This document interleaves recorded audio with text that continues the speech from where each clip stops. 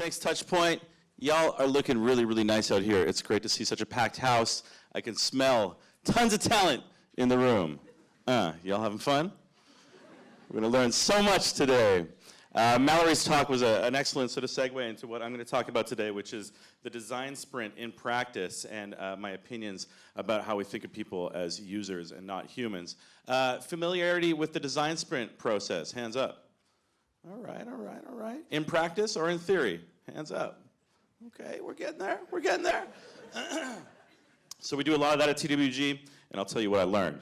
First of all, man, we hear a lot about user experience, user testing, user-centered everything all the time. I'm always being called a user, which makes me wonder if I'm using or being used by these screens and products. Am I always going from my smartphone, that's actually not my phone, but it's a dumb watch, to my computer, to my tablet, to my laptop, from screen to screen to screen as a user, or am I a human who has emotional gaps in between? I would hope, right? I'm unpredictable. I'm a bit weird. There are moments that inspire me to use products wherein I'm not actually touching them. So I love to think about experience design in terms of human psychology and not call people users. You'll hear me use that term a few times today, though it's hard to get away from. So as a human, I want to connect with people by way of human-centered design sprints. I think the most important skill for us all to think about as designers is designing Venn diagrams. Y'all gonna do a lot of that. You're also going to see a lot of process diagrams today, but we'll get into some meat and potatoes of the actual process in a minute. For us at TWG, the human-centered design sprint is an equal combination of the scientific method, the design process, and for us, agile philosophy. To Mallory's point, we're not all designing these things in isolation. They're going to get built and released at some point. So get that engineer in the room, get those product managers in the room, get your clients in the room, and collaborate. At TWG, we call this process Sprint Zero. We've been refining it for about 4 years now since I've been around, and it's sort of an extended design sprint for us. You hear a lot about Google Ventures and IDEO and other companies like that compressing the design sprint into a day, a week, running it really quickly, which is valuable. But for us, it's a bit more of an extended process that can be 4 to 6 weeks, maybe as long as 12 weeks, wherein we're solving very complex business problems. As experienced designers, we're not just designing experiences, we're designing services that create outcomes for human beings. And that's hard to do in a day or a week and validate it properly. To us, the design sprint, or Sprint Zero rather, is a way for us to collaborate effectively, quickly define outcomes and problems, and then prototype and validate solutions by way of this process diagram. Y'all recognize that? Just saw it. Just saw it a minute ago. So roughly the steps of the design sprint for us, as defined by others before us, of course. Understand, where you get to know the business and the user, defining the problem statement, ideating, this is the fun shit, sorry I will swear, where we're dreaming big about, is this thing a robot, is it a car, is it a chat UI, is it an event series, is it a new credit card? Then prototyping that thing and testing it with folks. As you can see, this follows the scientific method almost exactly, because design is inherently such a subjective trade, and people think about it as colors and fonts and button sizes and styles, and have a lot of opinions about those things, don't they? So we got to find a way to remove the subjectivity in our design process and create objective decision-making tools. So that comes by way of building hypotheses, testing them, analyzing the results, and then repeating that cycle. All right. So the goal of all that is to make things humans want rather than make humans want things, right? Start with the user, start with the business. Understand what people really want to be doing, not what we assume they want to be doing, and make them come to use a product that they might not even need. As I said, I work at TWG.io over there in Toronto.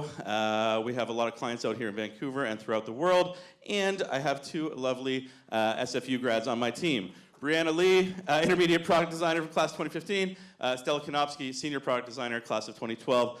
Coming here this week, Brianna told me that what she wished she had focused on more in school was actively building her network and staying in touch with folks. Stella told me that what she had wished she focused on more in school was actually applying the theories that she was learning in school to freelance projects and starting to get more experience under her belt as an actual product designer while she was in school. Tips for y'all.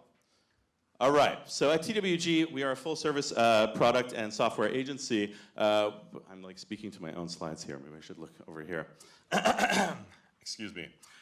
We believe at TWG that software is the most effective and powerful tool to drive progress, positive progress for human beings. And so our mission is to transform the way organizations design, develop, and utilize software to achieve their missions and have a great time doing it, right? So we've been around since 2002, so long. I've been there for about 4 years, and we've grown to 92 team members recently. And like Russell said, we work across the gamut of clients from high-growth startups like Shopify, Wealthsimple, FreshBooks, all the way up to the massive enterprise, GM, RBC, et cetera. But we also have this great startup entrepreneurial sort of genome in our company. That's our DNA. So we're partnered with Google, 500 Startups, Techstars, and others to work with awesome startups. So let's talk about the highlights of Sprint Zero and what I've learned from the design sprint process. This is by no means a step-by-step guide. This is just some highlights. We're going to talk about these 5 things. Let's get it.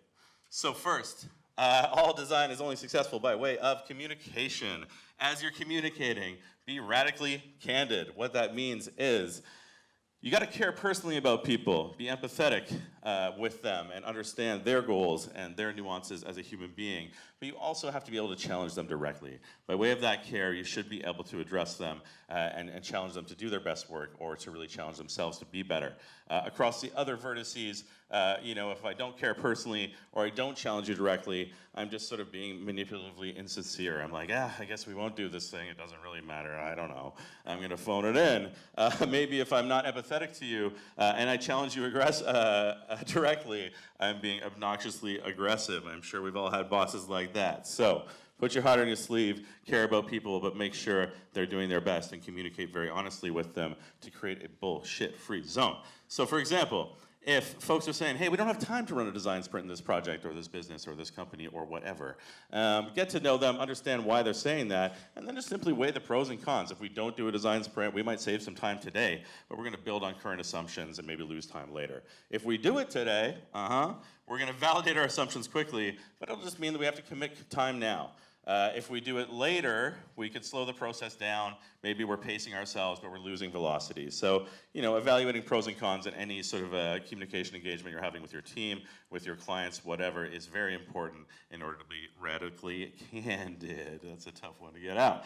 Set a human foundation. Number 2, human-centered design. Align your team around the people this product is for. We start with a problem statement template. So we're going to use an example of a local startup from Vancouver called Ripen throughout the rest of these steps.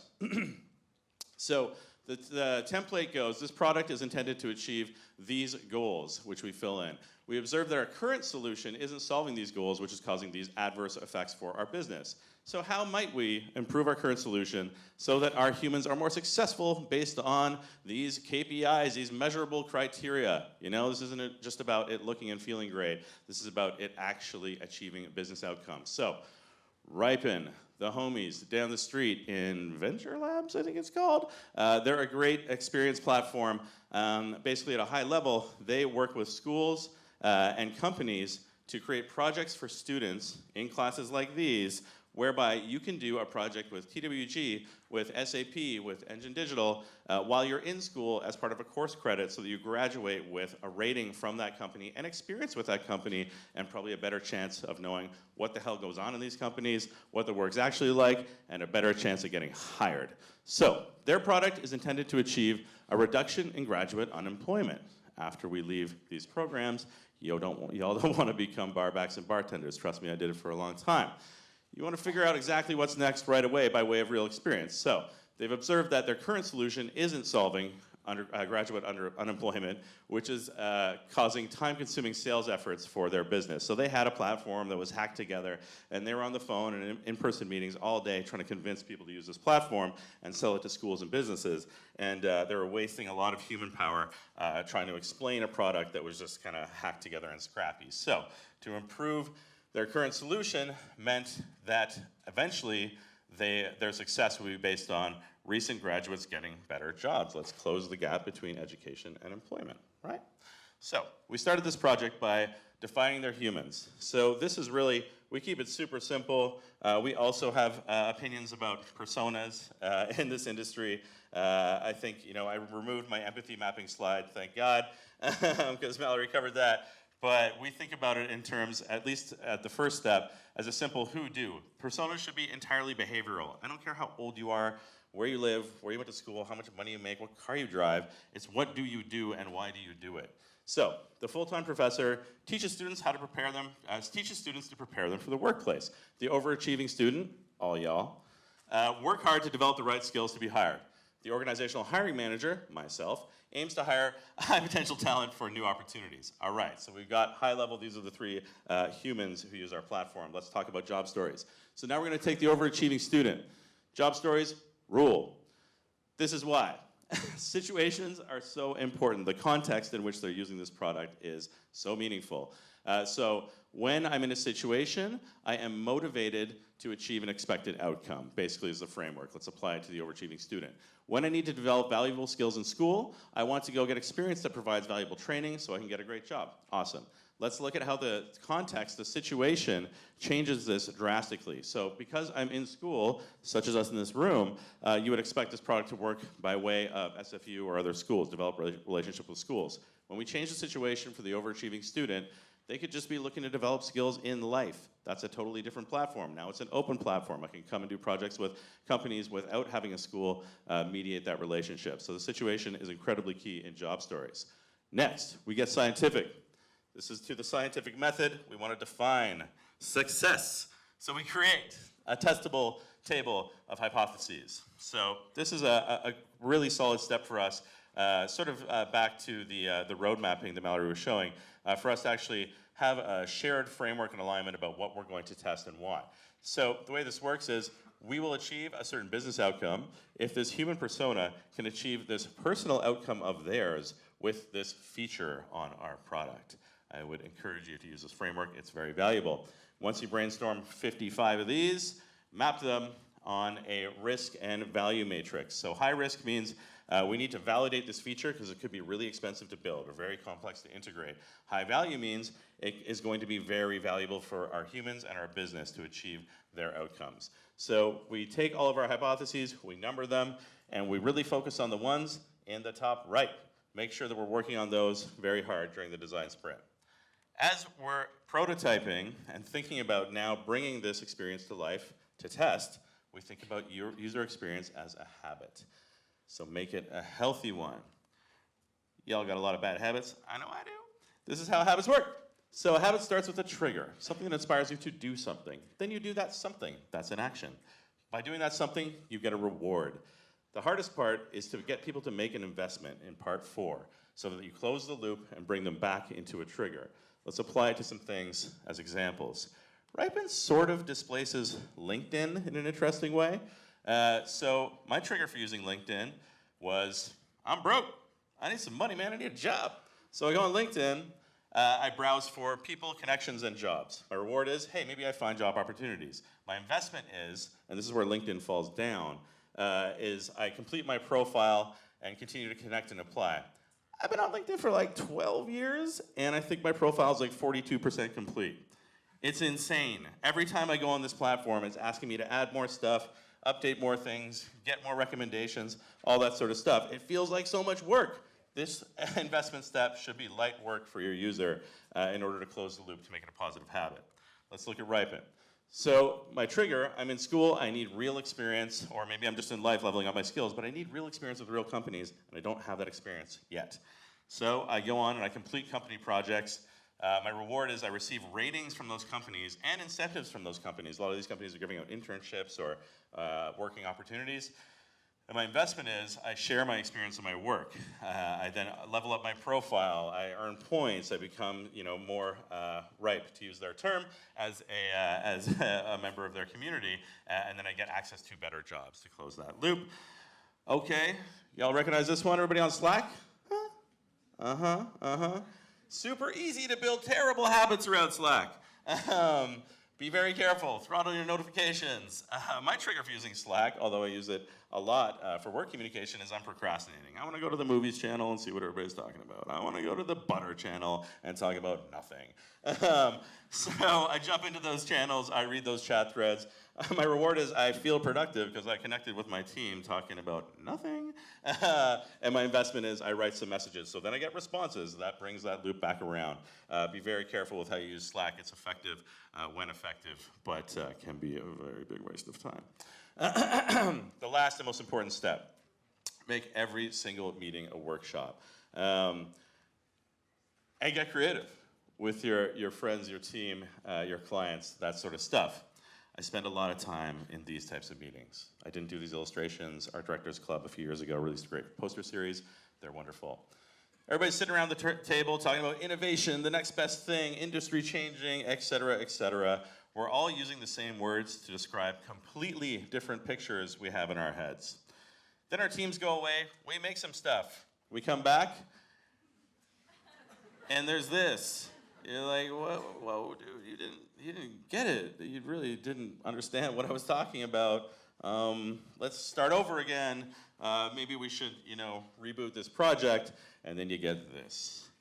Everybody crowds around your poor MacBook, grabs your mouse and starts learning how to use Sketch for you, changing your button colors. You know what? My cat hates dogs. Let's take the dog out of there. Let's put a pony in instead. This is fucking painful. Avoid it in your career at all costs. So at TWG, we invented Design to Align. This is basically a collaborative creation exercise similar to a design charrette. I encourage you to use it because it will align your team, save you time and money, and help you ideate on solutions. This group at this table has great ideas in their heads, but they're just not able to effectively get them out. This is a way to get them out. So, who you need? That same group of people around that same purple table. Make sure they're open-minded and framed and ready for the exercise, and from different departments. To my point earlier, collaboration is key cross-disciplinary to make success for these products, who are stakeholders in this project or have things to add to it, and one moderator. That can be you, designer, or it can be someone else. If you want to be there drawing, choose someone else to moderate the session because timekeeping is key. You need an hour, at least. You need a bunch of Sharpies, a bunch of blank paper, a bunch of highlighters, and a timer. Just use your phone. Or you can buy a fancy timer, sure. Get all this shit together in advance, get the room prepped, get one room for everybody to sit around one big table in. This is how you do it. So align back to that problem statement. Now we're going to refine that problem statement into one key section of this flow we're trying to solve. Say it's a sign-up flow. Don't deal with the entire sign-up flow at once. Deal with the email capture. Deal with the KYC, customer information stuff. Focus on one or two small granular problems within this flow that you want to solve, because we're going to do it quickly. Now everybody draws. Put 5 minutes on the clock. Everybody draws their version of that screen. Then they name it. This is a lightning bolt. This is the water slide. This is the banana peel. And you pitch it to the group. You're trying to sell your work to the group. This is why mine's the best. And you go around the table and pitch each other's ideas to the group. Tape them up on the wall. Now discuss them all and vote. Very importantly, vote on these things. These are decision-making tools. We want to leave this room with decisions made and ways forward. So once you've voted and run this, so you want to run that at least 2 or 3 times in this hour, and you're going to end up with these beautiful Frankensteins because it's great to steal other people's ideas, and these people at the table have great ideas. So you're like, as you do the first one and someone presents the banana peel, you're like, oh my God, this isn't even an interface. It's like a chat UI thing, or it's a bot, or it's whatever. And you're like, that was great. I'm going to use that in my idea. And so you all start cribbing from each other's ideas and come up with these crazy Frankensteins that are really inspired by the entire group's collaboration. Whew. So the goal from that is to leave that room with alignment about what you're going to design in a prototype and then go and test. Let's zoom out. Back to the design sprint. So for us, the purpose of the design sprint and the outcome of it is that we achieve team alignment by way of really deep collaboration. We define the problems that we're trying to solve and align around them. We start to talk about how we're going to validate a product. And then, again, to Mallory's point, we start to envision that roadmap for execution. So it's a really effective tool, whether you run it in a day, a week, 4 weeks, 2 months, in order to achieve these high-level outcomes for a project you might be working on. Ripen looks like this now. This is our redesign of it that we'll be launching, is rolling out in various institutions over the next few weeks, but look forward to more news from these cats over the coming weeks and months. It's basically, you know, a LinkedIn-esque marketplace, but whereby I, as a student from Ryerson University, can go and do a project with TWG in order to get real experience in the workplace before I graduate. And maybe Tesla, who knows? So this whole process really informed our work with Ripen and made it way more effective. We were validating with the humans behind this business the entire way. Read books. These are some I like. Hooked by Nir Eyal is about the habit-forming stuff we talked about. Human-Centered Field Guide by IDEO, of course, a very inspiring tome. The Sprint book, y'all know Google Ventures, you gotta read that book. Lean UX, very fundamental, read that one too. And of course, the Design Sprint is not new to a lot of us. There are many books out there about it. That one at the end is by Fresh Tilled Soil, a partner of ours in Boston. But please, educate yourselves, try new things, experiment all the time. As I'm here interviewing tomorrow, I'll be interviewing on behalf of TWG in Toronto. We're not building a remote team here yet. TWG, if you didn't catch the vibe earlier, is kind of like a meta lab. It's kind of like an Engine Digital kind of practice. But I'll also be interviewing for Ripen. So Ripen, the startup that you saw, lives here in Venture Labs and is looking for talented designers to join their team. Whew. All right, y'all, I hope you learned something. Please follow me on Twitter. Yeah, I'm that old. I share this kind of shit all the time. I'll post an article about the design to align process later today. And thank you so much for listening and being part of this today.